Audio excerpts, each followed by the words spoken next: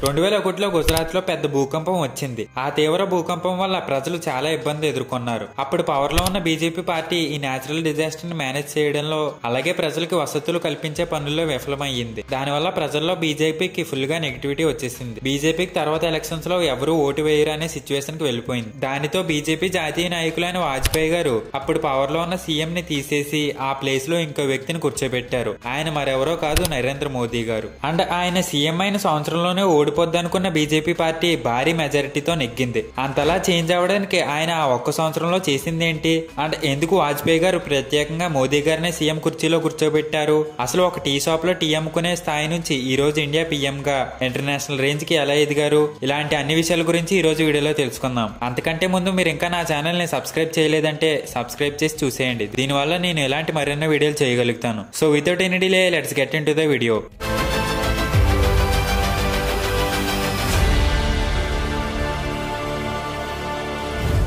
1950 September 15న వాద్నగర్ లో Damodar Das Modi and హిరాబాని మోడీ అనే దంపతులకి మోదీ గారు జన్మించారు. పూర్తి పేరు వచ్చేసి నరేంద్ర దామోదర్ దాస్ మోదీ. ఈ దంపతులకి 6 పిల్లలు. అందులో మోదీ గారు 3వ. ఈయనకి 2 అన్నయ్యలు, 2 తమ్ముళ్ళు, 1 చెల్లి ఉంది. మోదీ గారి నాన్నగారికి రైల్వే స్టేషన్ లో ఒక చిన్న టీ స్టాల్ ఉండేది. మోదీ గారు చిన్నతనంలో తన తండ్రికి సహాయంగా టీ స్టాల్ లో పనిచేసేవారు. అలా మోదీ గారు చిన్నతనంలో టీ అమ్మడం జరిగింది. ఈయనకి చిన్నతనం నుంచి విపరీతమైన దైవభక్తి కూడా ఉంది. చిన్నప్పుడే ప్రతి దేవుని పండుగలకి ఉపవాసాలు ఉండడం, దేవుడి గుళ్ళకి వెళ్లి దర్శనాలు చేసుకోవడం చేసేవారు. వాళ్ళ ఊర్లో చెరువు మధ్యలో ఒక గుడి ఉండేది. ఆ గుడిలో దర్శనం చేసుకోవడానికి ఆ చెరువులో మొసళ్ళు ఉంటాయని తెలిసినా అది ఈదుకుని వెళ్లి దేవుడి దర్శనం చేసుకునేవారు. ఆ లెవెల్లో ఈయనకి దైవభక్తి ఉంది. ఇంకా ఈయన 10 ఏళ్ల వయసులో లక్ష్మణరావు అనే మాస్టర్ ఆర్ఎస్ఎస్ అనే ఒక శాఖ ప్రారంభించి పిల్లలకి క్రమశిక్షణ, సమయపాలన నేర్పించేవారు. అందులో మోదీ గారు కూడా జాయిన్ అయ్యారు. ఇక్కడే మోదీ గారు రాజకీయ జీవితానికి పునాది పడిందని చెప్పాలి. మోదీని లక్ష్మణరావు గారు చేరదీసుకుని ఒక గురువులా ట్రైనింగ్ ఇచ్చారు. అదే సమయంలో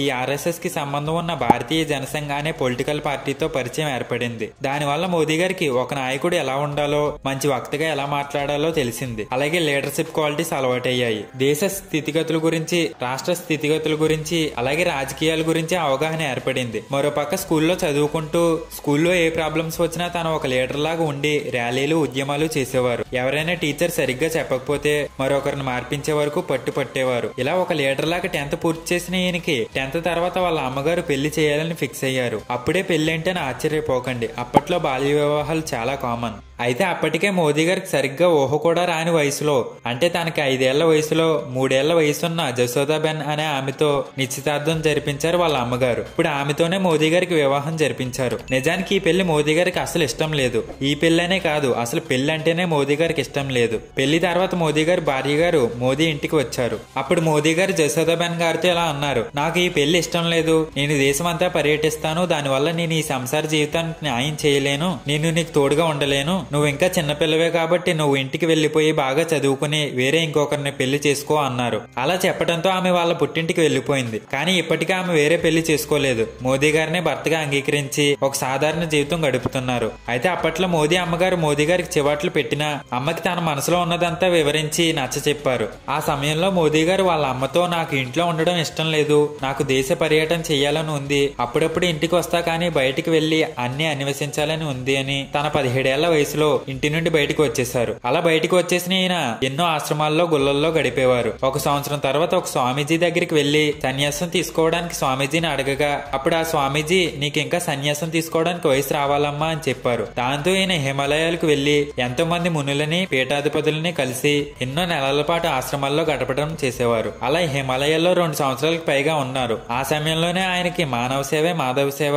ప్రజలకు సేవ చేద్దామని అనిపించి ఇంటికి వచ్చేశారు. అలా ఇంటికి తిరిగి వచ్చేసిన ఈయన మళ్ళీ ఆర్ఎస్ఎస్ లో జాయిన్ అయ్యారు. ఆర్ఎస్ఎస్ లో ఉంటూనే ప్రైవేట్ గా డిగ్రీ కూడా చేశారు. 1971 టైంలో బంగ్లాదేశ్ లిబరేషన్ వార్ జరిగింది. అంటే అప్పటికి బంగ్లాదేశ్ సెపరేట్ కంట్రీ అవ్వలేదు. ఆ ప్రాంతం ప్రజలు మాకు సెపరేట్ దేశం కావాలని ఉద్యమం చేసేవారు. ఆ ఉద్యమాలకి ఆర్ఎస్ఎస్, అలాగే ఆర్ఎస్ఎస్ కి సంబంధం ఉన్న భారతీయ జనసంఘ అనే పొలిటికల్ పార్టీ మద్దతు ఇచ్చింది. అందులో భాగంగానే అటల్ బిహారీ వాజ్పేయి గారు దానికి సపోర్ట్ గా జన సత్యాగ్రహ అనే ఉద్యమం స్టార్ట్ చేశారు. ఈ ఉద్యమాన్ని వ్యతిరేకిస్తూ వీళ్ళ డిమాండ్స్ ని అప్పటి పవర్ లో ఉన్న కాంగ్రెస్ పార్టీ ఒప్పుకోలేదు. అలాగే ఇందిరాగాంధీ గారు ఈ ఉద్యమంలో పాల్గొన్న అందరినీ జైల్లో వేయించారు. అయితే ఇప్పుడు ఇదంతా ఎందుకు చెప్తున్నా అంటే, ఈ ఉద్యమంలో ఆర్ఎస్ఎస్ తరపున మోదీ గారు కూడా ఉన్నారు. ఈ ఉద్యమంలో పాల్గొన్నందుకు మోదీ గారిని కూడా 1978లో జైల్లో వేశారు. ఆ తర్వాత నుంచి మోదీ గారు ఆర్ఎస్ఎస్ లో ఫుల్ టైం మెంబర్ గా కొనసాగారు. 1975లో ఇందిరాగాంధీ ఎమర్జెన్సీ డిక్లేర్ చేసింది. ఎమర్జెన్సీని ఆ టైంలో ఎవరూ వ్యతిరేకించలేకపోయారు. వ్యతిరేకిస్తే జైల్లో వేసేవారు. ఎమర్జెన్సీని వ్యతిరేకించినందుకు ఆర్ఎస్ఎస్ ని కూడా గవర్నమెంట్ బ్యాన్ చేసింది. అప్పుడు మోదీ గారు రోజుకు ఒక మారువేషంలో కాంగ్రెస్ కి వ్యతిరేకంగా ముద్రించిన పాంప్లెట్స్ ని ఒక స్పైలాగ్ జనాలకి పంచేవారు. ఇలా ఆర్ఎస్ఎస్ లో మోదీ గారు చాలా కృషి చేసేవారు. ఎమర్జెన్సీ తీసేసిన తర్వాత ఆర్ఎస్ఎస్ మళ్లీ ఫామ్ లోకి వచ్చాక ఆర్ఎస్ఎస్ తరపున ఎన్నో ముఖ్యమైన ఉద్యమాల్లో నిరసనల్లో ఎంతో ముఖ్య పాత్ర పోషించారు మోదీ గారు. దానివల్ల ఆర్ఎస్ఎస్ నాయకులు 1984లో మోదీని ఆర్ఎస్ఎస్ నుంచి బీజేపీ పార్టీకి అసైన్ చేశారు. అంటే బీజేపీ పొలిటికల్ యాక్టివిటీస్ ని ఆర్ఎస్ఎస్ తరపున మోదీ గారే దగ్గరుండి చూసుకోవాలి. ఆ టైంలో అహ్మదాబాద్ మున్సిపల్ ఎలక్షన్స్ లో ఒక మంచి వ్యూహంతో కాంగ్రెస్ మీద బీజేపీ నెగ్గింది. ఆ వ్యూహం వేసింది మోదీ గారే. సో ఈ ఎలక్షన్స్ లో కీలక పాత్ర పోషించిన మోదీ గారిని BJP party Gujarat state organising secretary చేసింది. సో అలా మోదీ గారు బీజేపీలోకి అడుగుపెట్టారు. అలా బీజేపీలోకి వచ్చిన తర్వాత ఎన్నో న్యాయ యాత్రలు, ప్రజలకు సహాయాలు వంటివి ఎన్నో చేసి బీజేపీ పార్టీలో అంచులంచులుగా ఎదిగారు. ఆ సమయంలోనే అంటే 2001లో గుజరాత్ లో భూజ్ అనే భూకంపం వచ్చింది. ఆల్రెడీ ఈ టాపిక్ మీకు వీడియో ఫస్ట్ లో ఎక్స్ప్లెయిన్ చేశాను. సో బీజేపీ నాయకులను వాజ్పేయి గారు అప్పటి గుజరాత్ సీఎం అయిన కేశుభాయ్ పటేల్ ఈ భూకంపం మేనేజ్ చేయడంలో విఫలమయ్యారని ఆయన్ని తీసేసి ఆ ప్లేస్ లో అప్పటి వరకు పార్టీకి ఎంతో కృషి చేశారు.